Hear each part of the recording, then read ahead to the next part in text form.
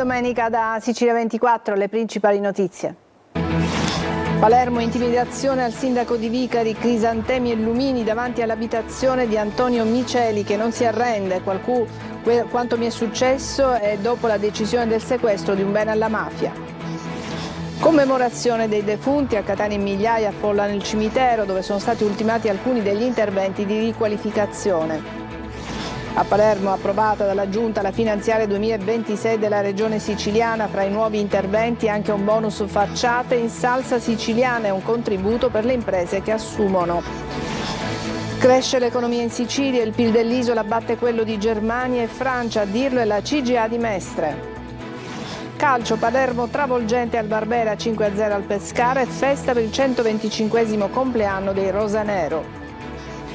Il Catania pareggia a Caserta, finisce 2-2 con i padroni di casa che beffano i rossazzurri in pieno recupero. Toscano vede il bicchiere mezzo pieno e pensa ad andare avanti. Trapani cerca conferme a Siracusa di tornare a fare punti, entrambe lontano dalla Sicilia, Granate impegnati a Crotone, azzurri in Campania contro il Giuliano.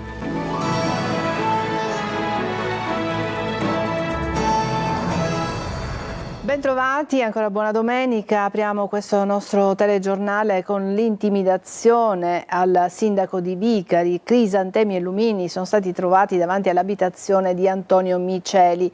La solidarietà dei sindaci siciliani e della politica intera. Marco Gullà. Un mazzo di crisantemi e dei lumini. Il sindaco di Vicari, Antonio Miceli, che è anche comandante dei vigili urbani di Rocca Palumba, ha denunciato ai carabinieri di aver trovato proprio davanti alla porta di casa un mazzo di crisantemi e dei lumini. I carabinieri stanno indagando, mi dispiace per la comunità che rappresento, ma non arretro di 1 millimetro dalle mie posizioni e dal mio pensiero contro la mafia, peraltro esternate nell'ultimo consiglio comunale avvenuto il 29 ottobre. Ha detto appunto il sindaco di Vicari. Nell'ultimo consiglio, tra le questioni all'ordine del giorno, c'era un bene sequestrato a Cosa Nostra. Non ho al momento alcuna certezza, ha spiegato Miceli, ma quanto mi è successo potrebbe essere ricondotto alle pesanti dichiarazioni espresse appunto in consiglio comunale. Solidarietà al sindaco da parte della CISE e della CGIL, oltre che da associazioni e anche altri sindaci del territorio. L'auspicio, scrivono, è che si faccia piena luce prima possibile sul movente e sugli autori di questo ignobile gesto.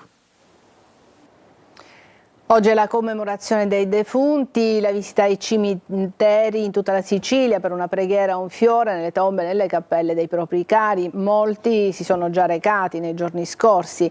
Andiamo al cimitero di Catania dove sono stati effettuati alcuni interventi di riqualificazione. Tonino De Mano. È un afflusso ordinato in un cimitero ordinato. Come da tradizione i catanesi stanno facendo visita al caro estinto per 1 o 2 giorni in cui si prevede una presenza di oltre 50.000 persone, anche se è un flusso continuo di visitatori già da giovedì. Viabilità all'osservata speciale nel perimetro di via Acquicella con il parcheggio del Divino Amore preso d'assalto già dal mattino. Balza subito agli occhi il numero di autobus che fanno la spola all'interno del cimitero e soprattutto la pulizia, specie nell'area che vedete un tempo ridotta in una giungla dove era quasi impossibile farsi largo tra le lapidi. Scorre l'acqua nei bagni finalmente accessibili e puliti e nelle fontanelle, frutto anche di importanti interventi strutturali alla rete idrica. Naturalmente l'estensione del cimitero e i ritardi accumulati nel passato richiedono tempo, ma le lamentele e la critica costruttiva, tante volte anche noi abbiamo documentato scene di degrado, servono per migliorare. Da qui il siparietto che vi proponiamo tra un visitatore e l'assessore al cimitero Petralia.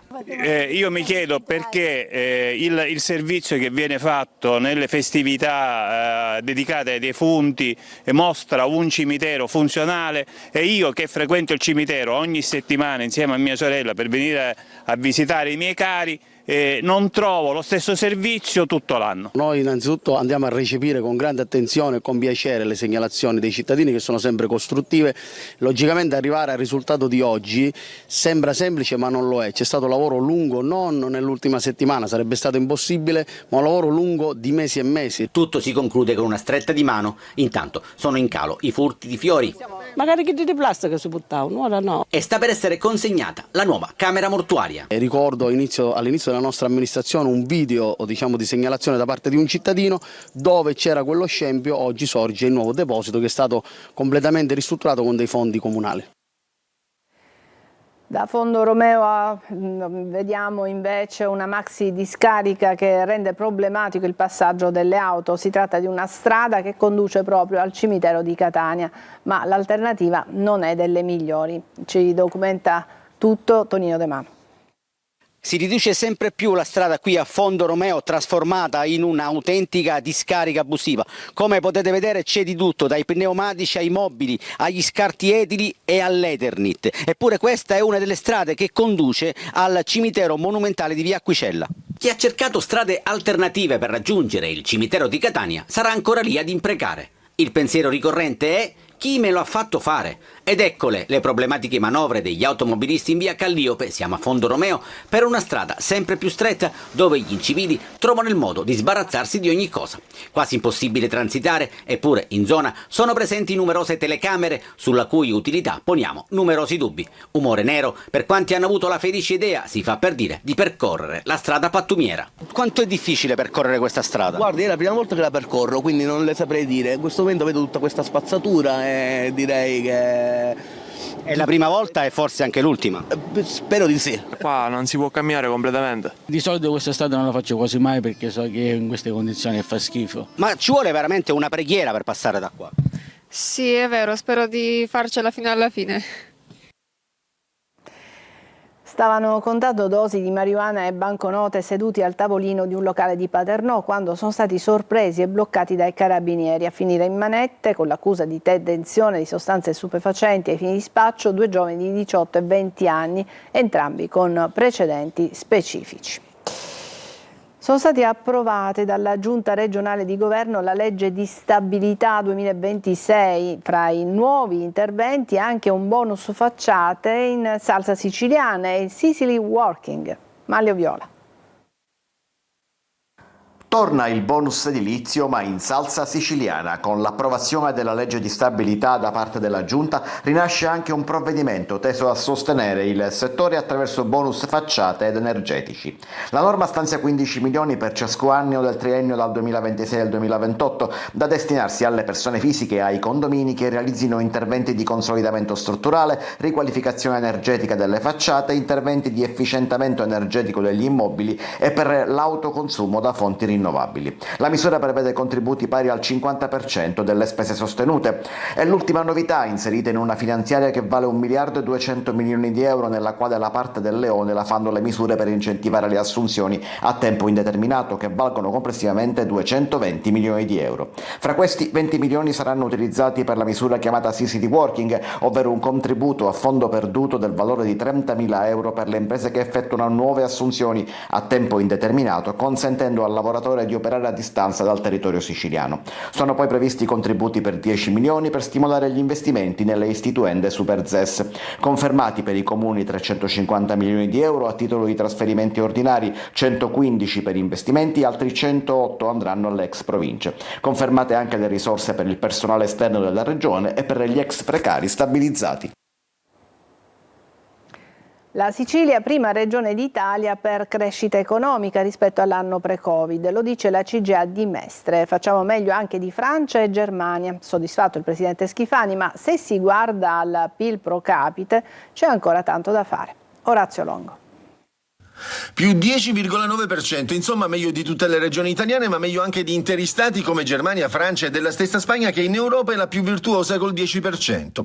La Sicilia guida la classifica della crescita economica rispetto all'anno pre-Covid, a dirlo è la CGIA di Mestre e la Confederazione Generale Italiana dell'Artigianato. Se tra il 2019 e il 2025 il PIL reale, cioè quello dato dalla produzione economica a prezzi costanti, escludendo l'inflazione, è aumentato in Italia del 6,4%, in Francia è salito del 5%, in Germania dello 0,2%, in Sicilia ha toccato quasi quota 11%. Questo grazie all'andamento delle costruzioni, del turismo e dell'industria, settori che hanno potuto beneficiare degli effetti innescati dal superbonus, dalla ZES unica, la zona economica speciale, e dal PNRR. Soddisfatto il presidente della regione Schifani, i dati diffusi dalla CGIA di Mestre, commenta, certificano una Sicilia che guida la crescita tra tutte le regioni italiane, che si aggiunge al calo del 25% delle ore di cassa integrazione, entrate tributarie in aumento, disavanzo disavanzo azzerato, aumento delle imprese e dell'occupazione.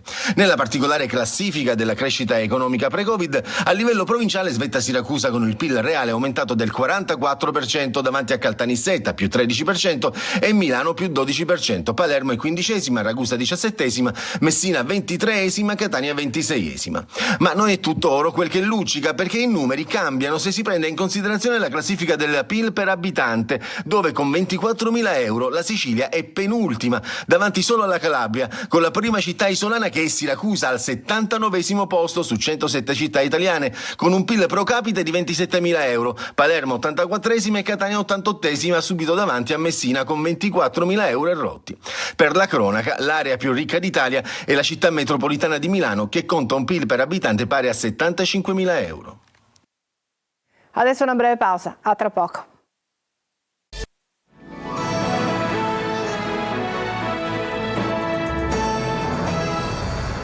E adesso vi parliamo di 3 interventi di restauro che sono stati fatti alla diocesi di Catania, che sono stati completati. Si tratta del crocifisso della cappella della cattedrale, la chiesa di Sant'Agata al Borgo e il salone del palazzo arcivescovile. Restituire bellezza, custodire memoria, il titolo della giornata di studi che si è svolta proprio qui a Catania. Orazio Longo.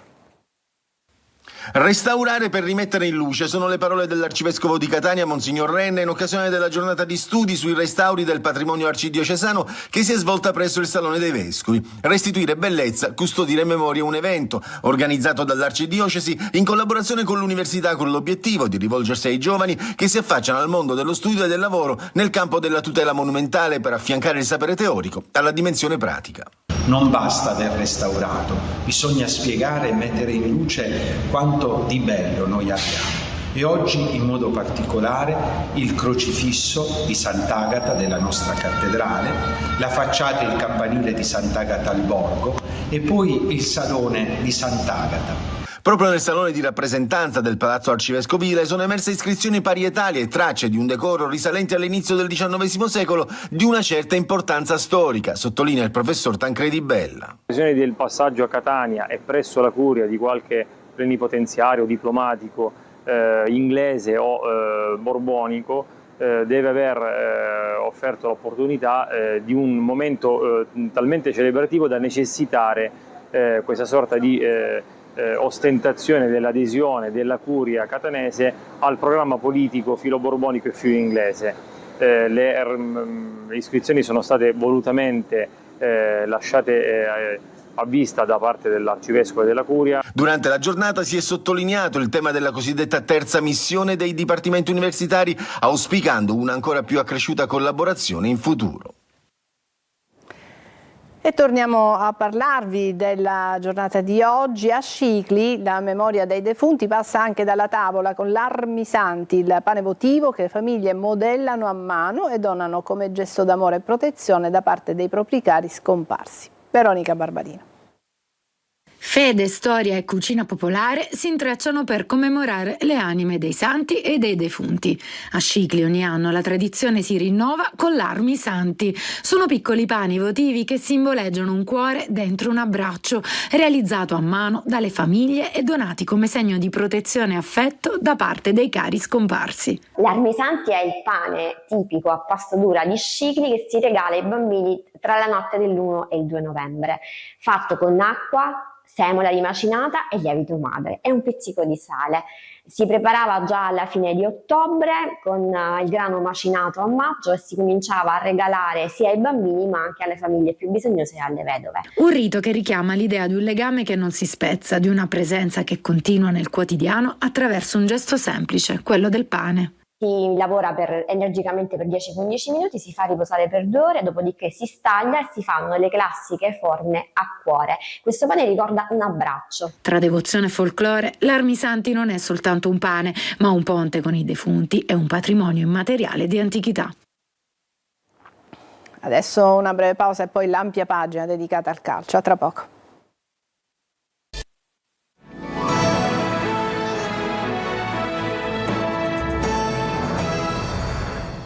Ed Ed eccoci al calcio, Palermo travolgente al Barbera, 5-0 al Pescara e festa riuscita per il 125esimo compleanno dei rosanero. Doppietta di Pierozzi, gol di Segre, Brunori e Diachité. Sentiamo Marco Gullà. Una manita alla crisi, il Palermo vince, convince e si diverte. Nel giorno del suo 125esimo compleanno batte il Pescara 5-0 e allontana i venti di crisi. Al Barbera rosanero show, una prestazione più che convincente contro comunque una squadra non proprio esaltante, troppo remissiva e in partita solo nella prima parte del primo tempo. Man of the match Nicolò Pierozzi, autore di una doppietta e un assist per la rete di Segre. A fare festa anche Brunori e Diachité, 3 punti che permettono alla banda di Inzaghi di risalire in classifica, adesso è quinto posto. Dopo i festeggiamenti con la sfilata di ex calciatori tocca al Palermo quindi non rovinare la festa. Il Pescara però nei primi minuti sfiora in 2 occasioni il gol, prima è Joronen a salvare, successivamente pasticcio difensivo e Augello riesce ad evitare lo svantaggio disimpegnando sulla linea. Dopo la paura, 23esimo, Palermo in vantaggio, poi Giampalo fa sponda per Pierozzi che conclude in porta e gol. La squadra si toglie di dosso paure e incertezze e inizia a giocare a calcio. Nel finale di tempo ha annullato un gol a Pierozzi per fuorigioco di Giampalo. Nella ripresa però entra Brunori e la formazione siciliana sprinta. Arriva subito il raddoppio, Pierozzi questa volta fa assist e Segre insacca di testa, 2-0. Poi Giampalo vuole chiuderla, conclusione mirata, ma c'è il palo a negare la gioia al finlandese. 58esimo, terzo gol rosanero, Pierozzi appostato nell'area piccola sugli sviluppi di un calcio d'angolo insacca facilmente, doppietta e notte magica per il difensore. Poi entra in scena Brunori, poi Giampalo fa ancora assist per il capitano rosanero che prende la mira e fa buca, 4-0. Nel finale c'è gioia anche per Diachité che insacca di testa su assist di Vasic la palla del pokerissimo. Festa al Barbera, il Palermo riparte. E il Catania pareggia in casa della Casertana, i rossazzurri dominano nel primo tempo e nella ripresa tornano in vantaggio, ma 2 gravi ingenuità costano i 3 punti, finisce 2-2. Marco Carli. Il pareggio di Caserta racconta tanto di un Catania che nel primo tempo è dominante, ma che si morde le mani. Sono 2 episodi, 2 errori a cambiare il corso della partita. Sul 2-1 per i rossazzurri la palla del possibile 3-1 scorre via e subito dopo arriva il fallo di reazione di Gherardi su Heinz, rossazzurri in 10. Nel recupero d'ausilio, proprio colui che col suo cross stava consentendo al Catania di chiudere definitivamente l'incontro, diventa l'uomo sbagliato nel posto sbagliato. Per rinviare colpisce Casarotto, rigore, 2-2 di Liotti al 98esimo e amaro in bocca. Toscano, il Catania in testa in attesa della partita della Salernitana, vede il bicchiere mezzo pieno. Resettiamo anche questa come le 2 vittorie che abbiamo fatto in casa e pensiamo già alla prossima perché devi solo guardare avanti e preparare l'altra partita. I rossazzurri mettono sotto i campani nel primo tempo fino al bellissimo gol di Di Tacchio che stappa la partita. Poi 5 minuti di reazione della Casertana che portano al pari di Proia. Nel secondo tempo, più equilibrato e spezzettato, ecco la perla di Donnarumma dopo il bell'assist di Caturano che sembra indirizzare definitivamente l'incontro prima dei 2 episodi raccontati. Per il primo, Gherardi si scusa. Al club, al mister, ai miei compagni, ai tifosi. Mi sono fatto prendere dalla foga, è stato un momento di ingenuità. La squadra, dopo un defaticante oggi in Campania, tornerà ad allenarsi martedì. Saranno valutate le condizioni di Aloi, mentre in vista della squalifica di Gherardi si spera di avere Pieraccini. Per lui potrebbe essere stato semplice affaticamento. Trapani cerca conferma e Siracusa di tornare a fare punti entrambe lontano dalla Sicilia. I Granata sono impegnati a Crotone, gli azzurri in Campania contro il Giuliano. Sentiamo Sergio Colosi.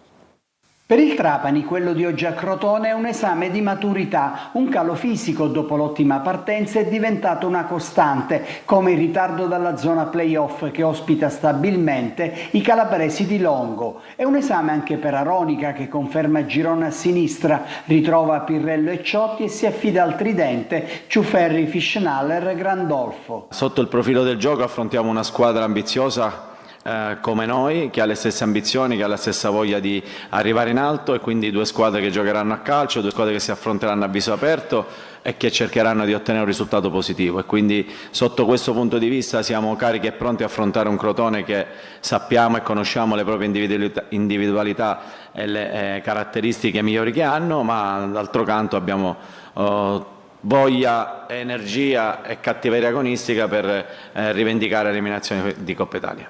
Potrebbe essere ad una svolta il campionato del Siracusa, che cerca conferme dopo il successo contro il Casarano. L'occasione è da non fallire, perché a Giuliano si misurano le ultime due della classifica. 23 convocati, assenti gli infortunati Puzzone, Alma, Iobbe e Parigini, confermati Sciapola a destra, Di Paolo e Frisen nel tridente completato da Valente con Molina prima punta.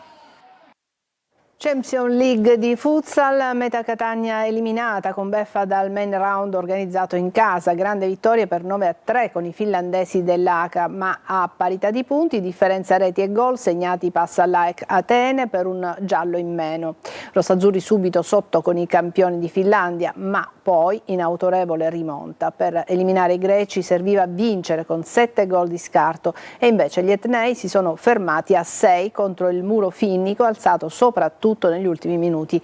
Così in graduatoria la Meta finisce con gli stessi punti dell'AEK Atene, stessa differenza reti, stessi gol realizzati, ma per i greci una ammonizione in meno che vale appunto la qualificazione. E prima di chiudere una notizia di cronaca i cui dettagli vi daremo nelle prossime edizioni di Sicilia 24. C'è stato un omicidio nella notte a Capizzi in provincia di Messina, la vittima è un 16enne, si chiama Giuseppe Di Dio, è stato ucciso a colpi di pistola e sarebbero già stati individuati e fermate 3 persone. Altri dettagli, come vi dicevo, nelle prossime edizioni Sicilia 24. Per il momento è tutto, grazie per l'attenzione e a tutti una buona giornata.